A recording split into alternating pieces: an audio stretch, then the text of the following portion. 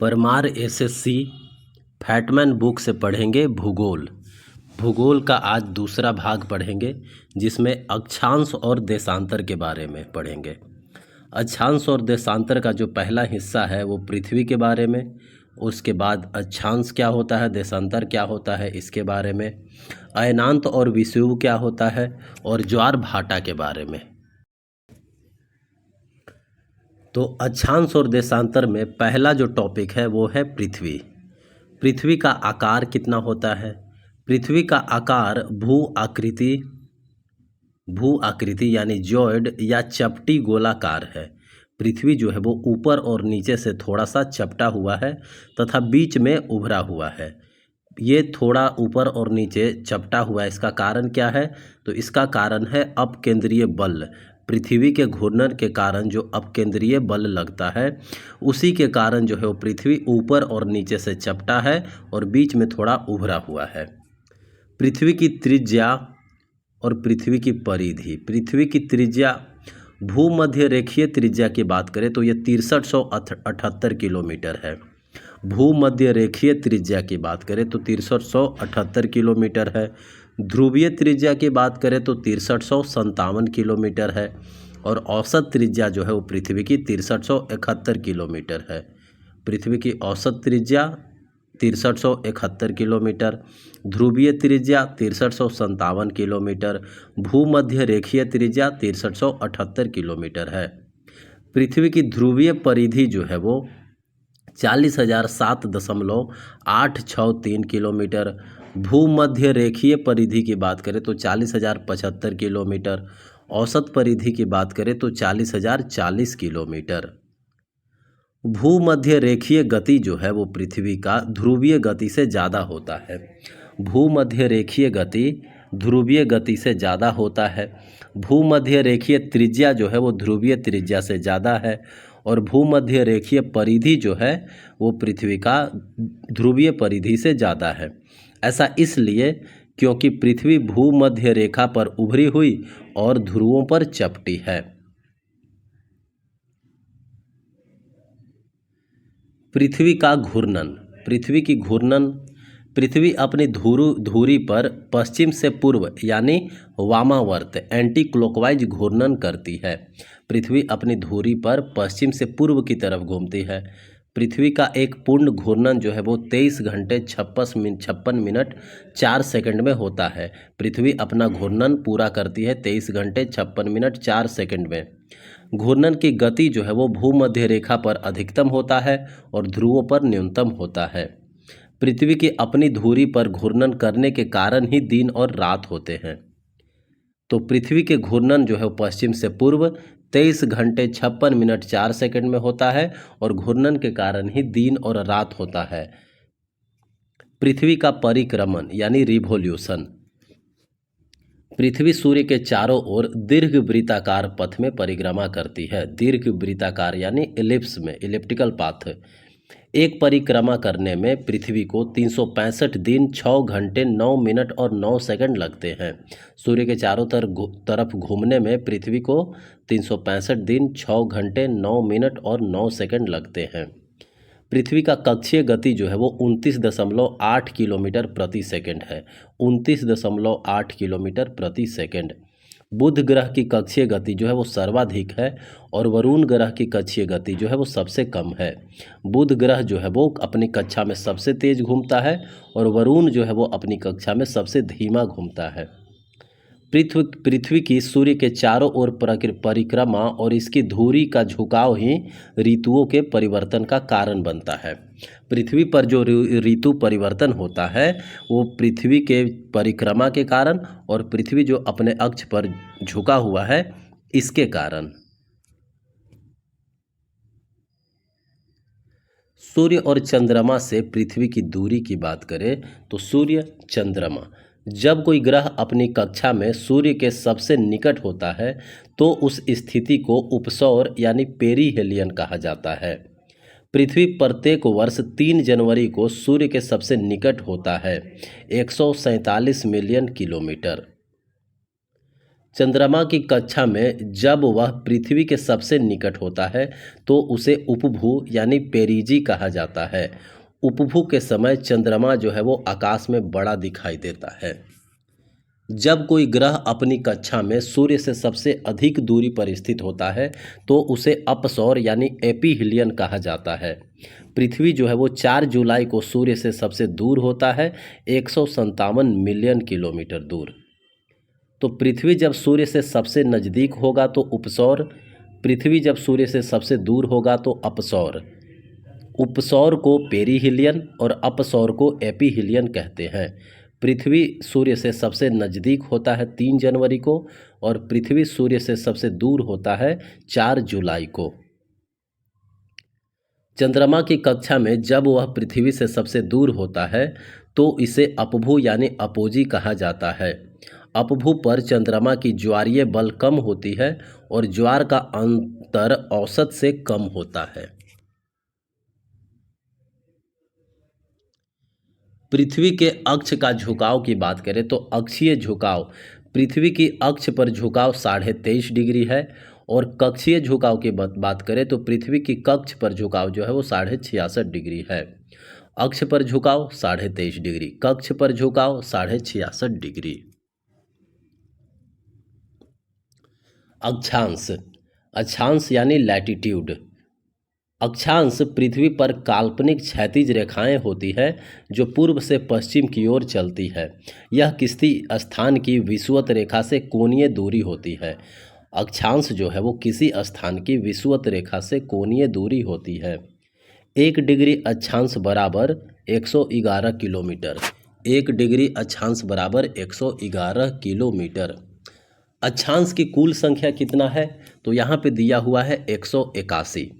Equator के एक तरफ 90 और इक्वेटर के दूसरे तरफ 90 और बीच में इक्वेटर यानी भूमध्य रेखा, तो 90 90 181। लेकिन जो 90 डिग्री पे होता है वो तो साउथ पोल और नॉर्थ पोल हो जाता है। तो साउथ पोल और नॉर्थ पोल जो है वो जस्ट एक बिंदु के जैसा होता है, इसीलिए 2 घटा दिया जाता है। तो किसी किसी किताब में 179 भी दिया हुआ होता है। प्रत्येक अक्षांश के बीच की दूरी जो है वो समान होती है। प्रत्येक अक्षांश के बीच की दूरी समान होती है। महत्वपूर्ण अक्षांश की बात करें तो 0 डिग्री अक्षांश, 0 डिग्री अक्षांश को भूमध्य रेखा कहते हैं।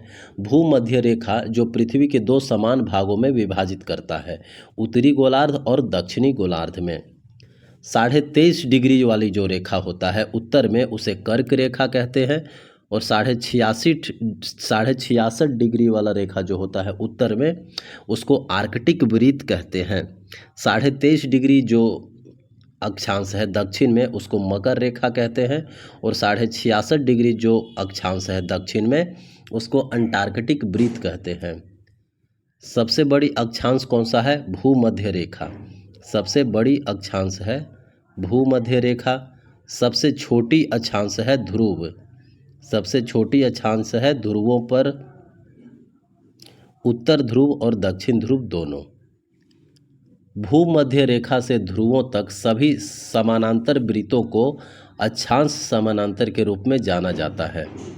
भूमध्य रेखा से ध्रुवों तक सभी समानांतर वृत्तों को अक्षांश समानांतर के रूप में जाना जाता है। अक्षांश की उपयोग की बात करें तो मौसम विज्ञान में तापमान क्षेत्र और पवन पता किया जाता है, दाब प्रणाली पता किया जाता है और ग्रहों की पवन प्रणाली पता किया जाता है। अक्षांश के उपयोग से स्थान का भी निर्धारण होता है। देशांतर यानी लॉन्गिट्यूड। देशांतर ये काल्पनिक लंबवत रेखाएं हैं जो पृथ्वी के ऊपर उत्तर से दक्षिण की ओर जाती है। यह एक स्थान की प्रधान मध्याह्न से कोणीय दूरी होती है। प्रधान मध्याह्न से कोणीय दूरी। भूमध्य रेखा से ध्रुवों की तरफ जाने पर प्रत्येक देशांतर के बीच की दूरी कम होती जाती है। ध्रुवों पर प्रत्येक देशांतर के बीच की दूरी 0 किलोमीटर होती है, जबकि यह भूमध्य रेखा पर अधिकतम होती है 111.32 किलोमीटर होती है। कुल देशांतर जो है वो 360 डिग्री होती है। 360 डिग्री, कुल देशांतर 360। महत्वपूर्ण देशांतर रेखाएं की बात करें तो प्रधान मध्याह्न 0 डिग्री जो देशांतर होता है उसको प्रधान मध्याह्न कहते हैं, जो कि ग्रीनविच लंदन से गुजरता है। अंतर्राष्ट्रीय तिथि रेखा 180 डिग्री देशांतर को अंतर्राष्ट्रीय तिथि रेखा कहा जाता है। 180 डिग्री देशांतर को अंतर्राष्ट्रीय तिथि रेखा कहा जाता है। प्रधान मध्याह्न को अंतर्राष्ट्रीय मध्याह्न या ग्रीनविच मध्याह्न भी कहा जाता है। प्रधान मध्याह्न जो है उसको अंतर्राष्ट्रीय मध्याह्न या ग्रीनविच मध्याह्न भी कहा जाता है। यह इन स्थानों से गुजरता है। यानी ग्रीनविच मध्याह्न जो है वो बुर्किना फासो से, स्पेन से, France, Ghana, Algeria, Mali, Togo, United Kingdom से गुजरता है। ग्रीनविच मध्याह्न जो है वो Burkina Faso, Spain, France, Ghana, Algeria, Mali, Togo, United Kingdom से गुजरती है। याद रखने का ट्रिक है BSF game in Togo Kingdom. BSF game in Togo Kingdom. BSF, B से बुर्किना फासो, एस से स्पेन, एफ से फ्रांस, गेम, जी से घाना, ए से अल्जीरिया, एम ई से माली, इन टोगो से टोगो, और किंगडम, किंगडम से यूनाइटेड किंगडम।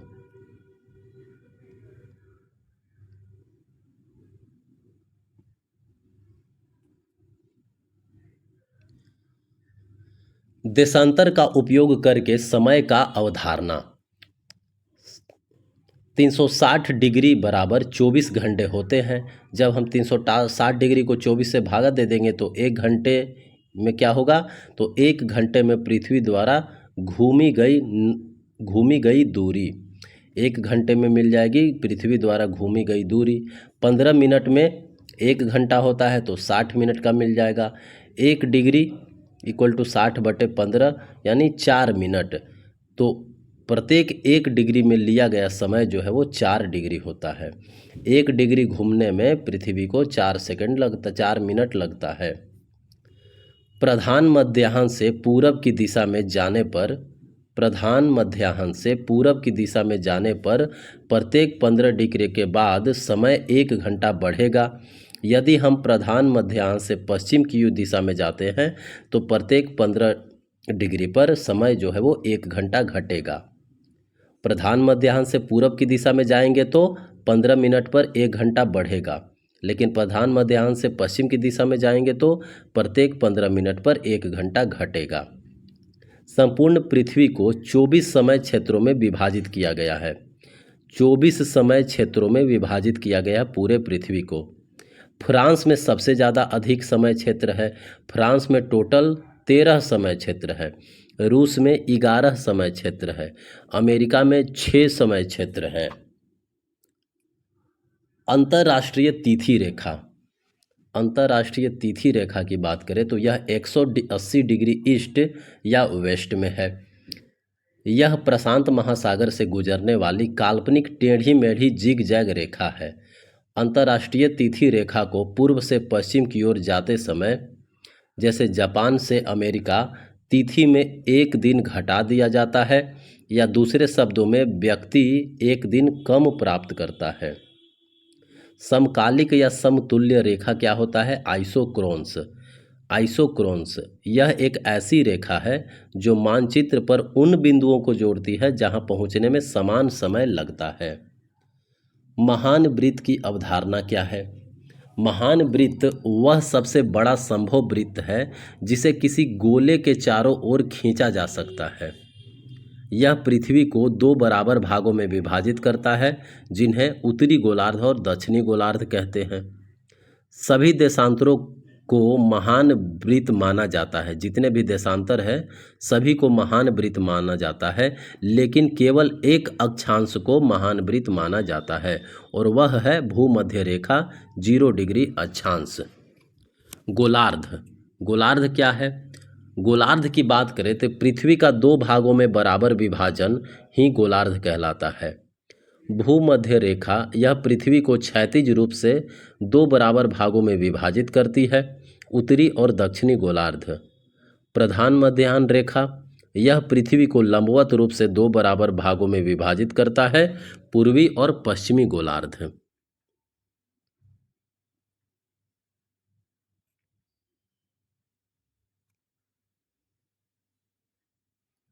अयनांत और विषुवत।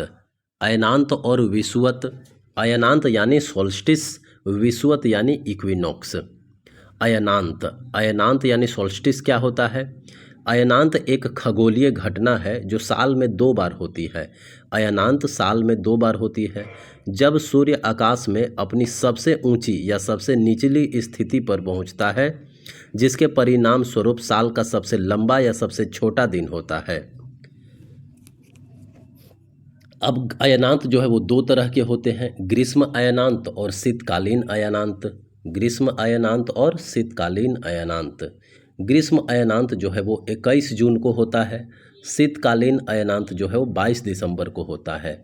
ग्रीष्म अयनांत 21 जून को, शीतकालीन अयनांत 22 दिसंबर को। ग्रीष्म अयनांत उत्तरी गोलार्ध में साल का सबसे बड़ा दिन होता है, लेकिन शीतकालीन अयनांत के दिन उत्तरी गोलार्ध में साल का सबसे छोटा दिन और सबसे लंबी रात होती है। ग्रीष्म अयनांत के समय सूर्य की किरणें जो है वो कर्क रेखा के ऊपर सीधी पड़ती है, लेकिन शीतकालीन अयनांत में सूर्य की किरणें जो है वो मकर रेखा पर सीधी पड़ती है। ग्रीष्म अयनांत में उत्तरी गोलार्ध को अधिक गर्मी मिलती है, लेकिन शीतकालीन अयनांत में दक्षिणी गोलार्ध को अधिक गर्मी मिलती है। ग्रीष्म अयनांत में उत्तर ध्रुव पर लगातार 6 महीने तक सूर्य की किरणें पड़ती है। शीतकालीन अयनांत की बात करें तो दक्षिण ध्रुव पर लगातार 6 महीने तक सूर्य की किरणें पड़ती है। तो ग्रीष्म अयनांत के बारे में फिर से पढ़ लेते हैं। ग्रीष्म अयनांत 21 जून को होता है। ग्रीष्म अयनांत जो है वो 21 जून का होता है। उत्तरी गोलार्ध में 21 जून को सबसे लंबा दिन होता है।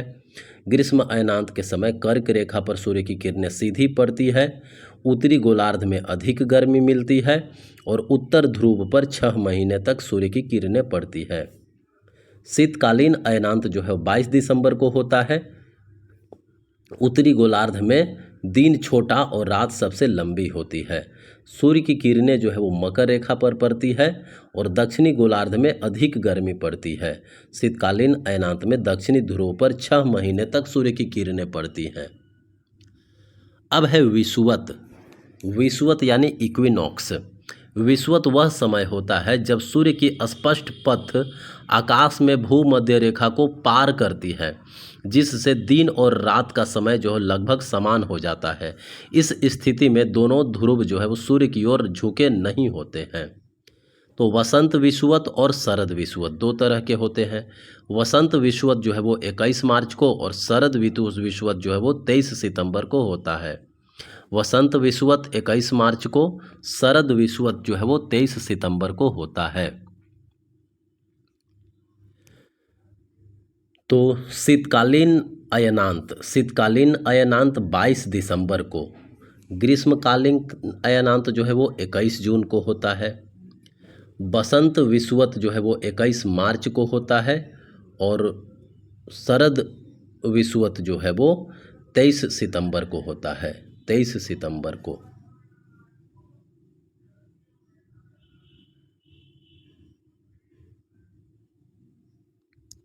सूर्य ग्रहण। सूर्य ग्रहण के बारे में पढ़ेंगे।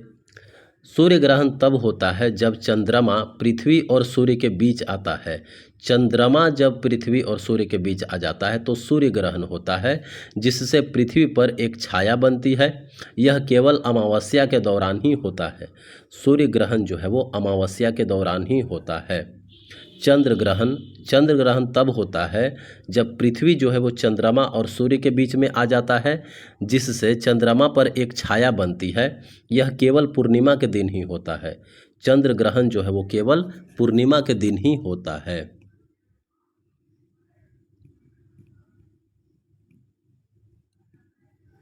लाल चांद। लाल चांद क्या होता है? जब पृथ्वी सूर्य की रोशनी को रोकती है, जब पृथ्वी सूर्य की रोशनी को रोकती है तो प्रकाश विवर्तन होता है, लाल चांद बनता है। जब पृथ्वी सूर्य की रोशनी को रोकती है तो यह नीले रंग के प्रकाश को गायब कर देती है और लाल प्रकाश को चांद तक पहुंचने देती है।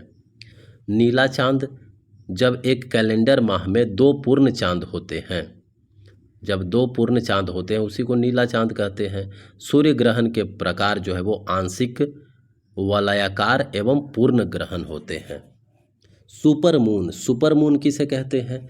सुपरमून तब होता है जब चांद की कक्षा पृथ्वी के सबसे पास होती है। यह पूर्णिमा एवं अमावस्या के समय होता है। सुपरमून तब होता है जब चांद की कक्षा जो है वो पृथ्वी के सबसे पास होती है और यह पूर्णिमा और अमावस्या के समय होता है। चांद सामान्य आकार से बड़ा दिखाई देने लगता है। जब सूर्य, चंद्रमा और पृथ्वी एक सीधी रेखा में आ जाते हैं तो इस स्थिति को युति विभूति यानी सिजिगी कहा जाता है। उष्ण, समशीतोष्ण और शीतोष्ण कटिबंध क्या होता है? उष्ण यानी टोरिड जोन, समशीतोष्ण यानी टेम्परेट जोन और शीतोष्ण कटिबंध यानी फ्रिजिड जोन होता है। उष्ण जोन यानी टोरिड जोन क्या होता है? यह क्षेत्र सूर्य की लंबवत किरणें प्राप्त करती है जिससे यहाँ सबसे गर्मी पड़ती है। यह उष्ण कटिबंध के बीच आती है, यानी कर्क रेखा और मकर रेखा के बीच के जो क्षेत्र है उसी को उष्ण कटिबंध कहते हैं। समशीतोष्ण कटिबंध, समशीतोष्ण कटिबंध यानी टेम्परेट जोन, यह क्षेत्र जो है वो कर्क रेखा और आर्कटिक वृत्त या फिर मकर रेखा और अंटार्कटिक वृत्त के बीच आने वाला क्षेत्र है। इसे सूर्य की तिरछी किरणें प्राप्त होती है। और शीतोष्ण कटिबंध क्या होता है? तो यह पृथ्वी का सबसे ठंडा क्षेत्र होता है जहाँ 6 महीने दिन और 6 महीने रात रहती है। पृथ्वी के झुकाव के कारण यह होता है। यह क्षेत्र जो है यानी शीतोष्ण कटिबंध क्षेत्र जो है वो आर्कटिक सर्कल और अंटार्कटिक वृत्त, आर्कटिक सर्कल और अंटार्कटिक वृत्त के पार स्थित होता है। यानी आर्कटिक सर्कल और उत्तरी ध्रुव के बीच में, अंटार्कटिक सर्कल और दक्षिणी ध्रुव के बीच में होता है शीतोष्ण कटिबंध। तो 23.5 डिग्री नॉर्थ से लेकर के 23.5 डिग्री साउथ तक के बीच के क्षेत्र बोलते हैं उष्ण कटिबंध। वैसे ही 23.5 डिग्री नॉर्थ से लेकर के 66.5 डिग्री नॉर्थ या फिर 23.5 डिग्री साउथ से लेकर के 66.5 डिग्री साउथ, इस क्षेत्र को बोलते हैं शीतोष्ण कटिबंध। 66.5 डिग्री से लेकर के उत्तरी ध्रुव तक या फिर 66.5 डिग्री से लेकर के दक्षिणी ध्रुव तक, इस क्षेत्र को बोलते हैं शीतोष्ण कटिबंध।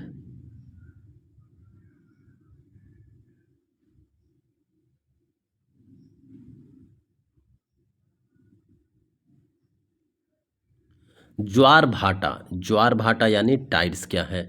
ज्वार भाटा, ज्वार भाटा महासागरों में पानी के स्तर में होने वाली नियमित वृद्धि और कमी को कहा जाता है। यह चंद्रमा और सूर्य के गुरुत्वाकर्षण बलों के कारण होते हैं जो पृथ्वी के महासागरों पर प्रभाव डालते हैं। ज्वार भाटा जो है वो 2 प्रकार के होते हैं।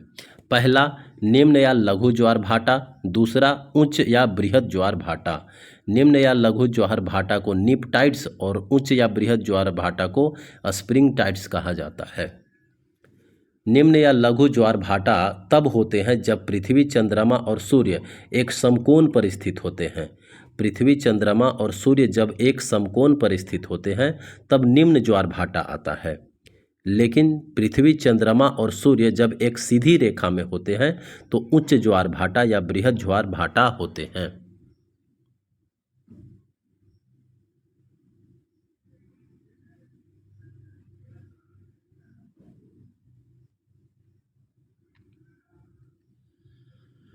बाढ़ ज्वार और उतार ज्वार, बाढ़ ज्वार और उतार ज्वार, फ्लड टाइड्स और इब टाइड्स,